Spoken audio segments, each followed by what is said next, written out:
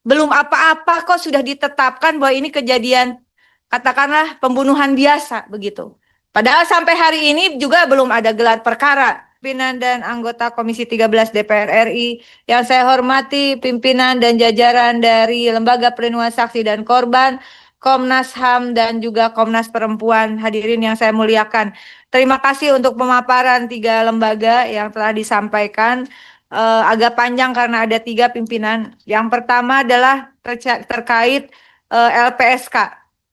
Nah, sebelumnya saya ingin menanyakan, dari kemarin kita rapat dengan kementerian dan lembaga, semua menteri, semua kepala lembaga itu hadir memprioritaskan pertemuan di Komisi 13.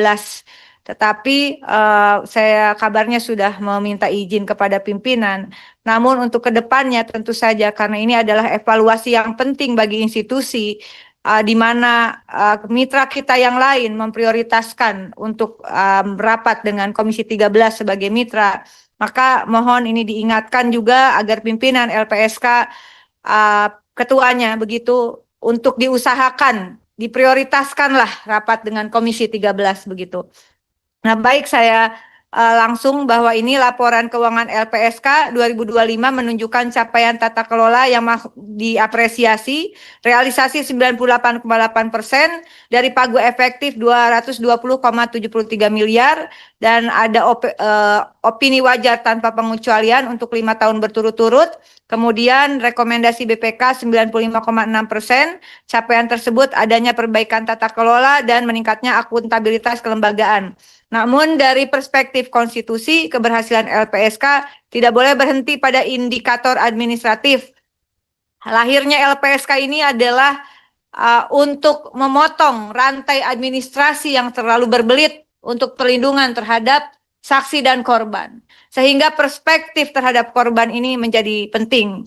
Catatannya adalah saya kira ada defisit operasional sebesar 217,73 miliar. Ini tidak dapat dipandang sebagai kegagalan tentu saja, melainkan konsekuensi logis dari lembaga yang menjalankan fungsi pelayanan publik dan tidak berorientasi pada keuntungan. Ada temuan BPK terkait pengendalian perjalanan dinas, Pak Sekjen mohon dicatat. Saya tidak tahu tadi disampaikan atau tidak.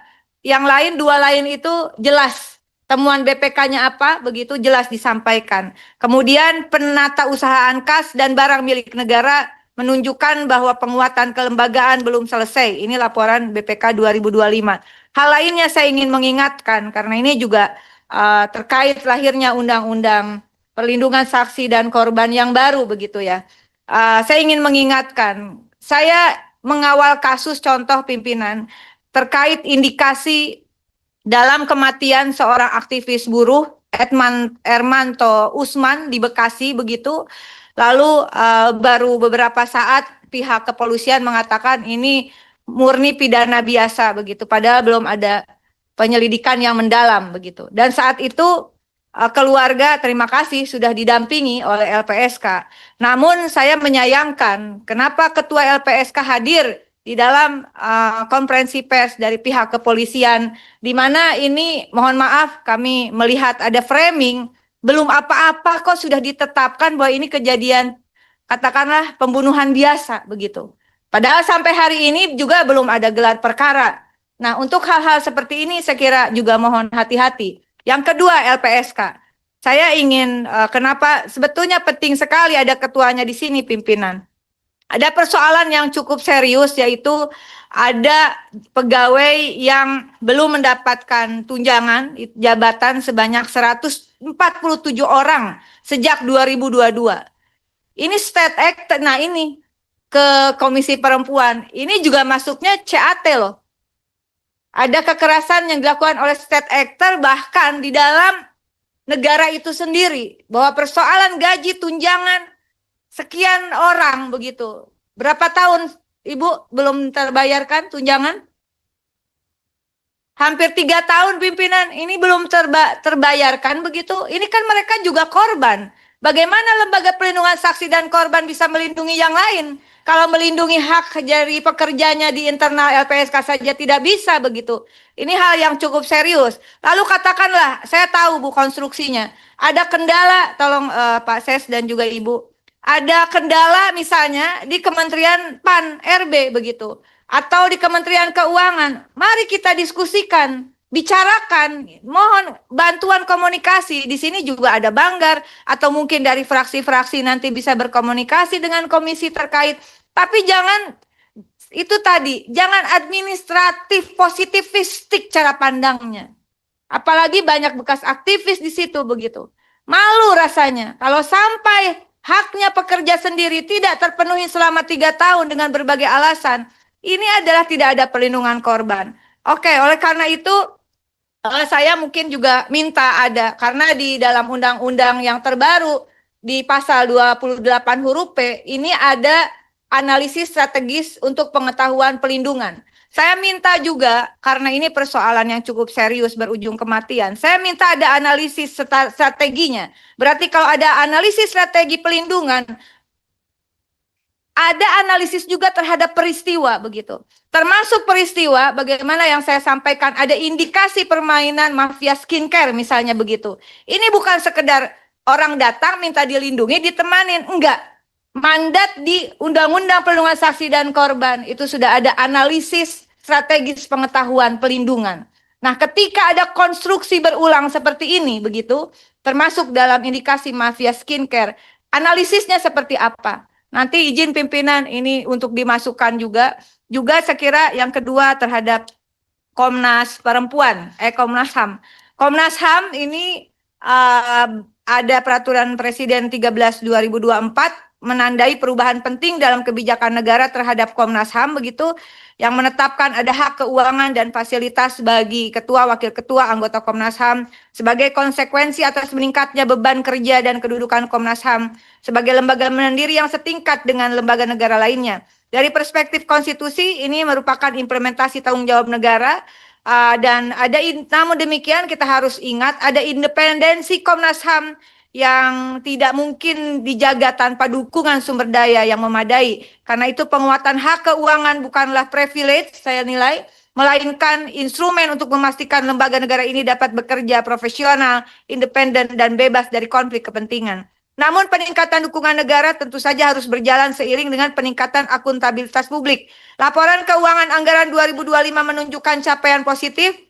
Realisasi anggaran BA 074 mencapai 95,06%, realisasi Komnas HAM sebesar 97,57%, dengan opini WTP berhasil dipertahankan hingga tahun 2025, penyelesaian tindak lanjut rekomendasi BPK periode 2005-2024 mencapai 91,64%. Meski demikian, laporan BPK juga mengingatkan bahwa penguatan kelembagaan belum sepenuhnya diikuti penguatan tata kelola. Terdapat rekomendasi terkait sistem pengendalian tunjangan kinerja, perencanaan pengadaan barang dan jasa, penata usahaan barang milik negara, serta tata kelola kepegawaian pada Komnas Perempuan. Ini bergabung tadi ya. Hal ini menunjukkan bahwa keberhasilan administrasi keuangan belum otomatis mencerminkan kematangan tata kelola kelembagaan.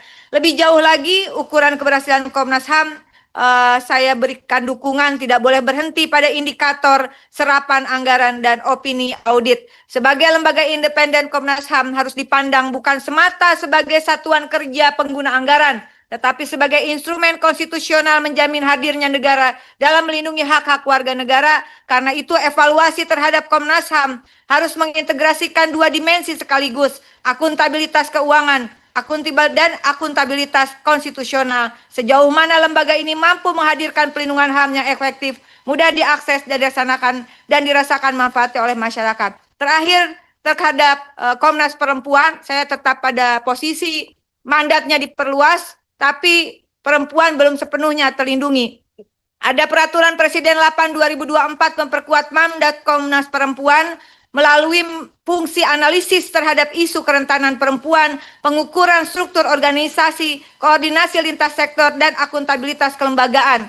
Ini merupakan langkah penting menjalankan kewajiban konstitusional. Paparan Komnas Perempuan menunjukkan bahwa mandat tersebut mulai dijalankan secara nyata sepanjang 2025.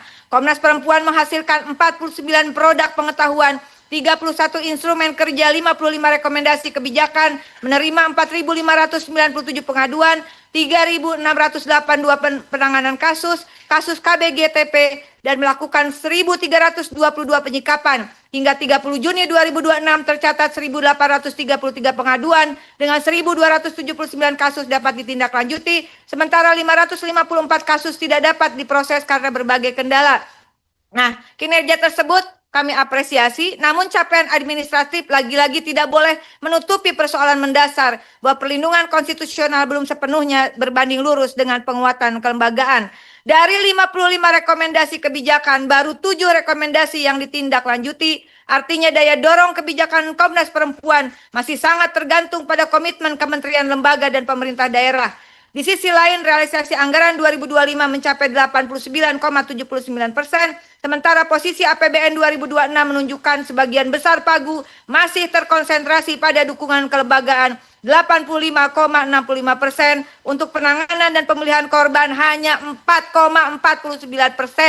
Kondisi ini memperlihatkan adanya ketidakseimbangan antara kompleksitas persoalan kekerasan terhadap perempuan dengan keberpihakan fiskal negara.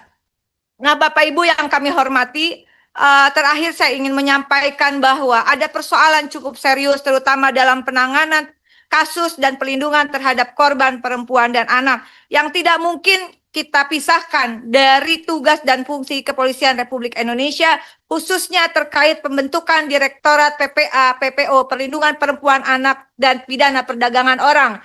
Izin kami mohon dukungannya, kiranya Lembaga Perlindungan Saksi dan Korban, Ibu, kiranya Lembaga Perlindungan Saksi dan Korban dan juga Kementerian HAM dan Komnas Perempuan, kita bisa bersama-sama tentu dengan Komisi 13, bagaimana kita membuat suatu forum terbuka begitu, kita harus memberikan dukungan juga dari seluruh provinsi. Ini baru 11 di tingkat Polda pimpinan. Padahal masuk kasus itu termasuk ke kita perorangan berapa setiap hari.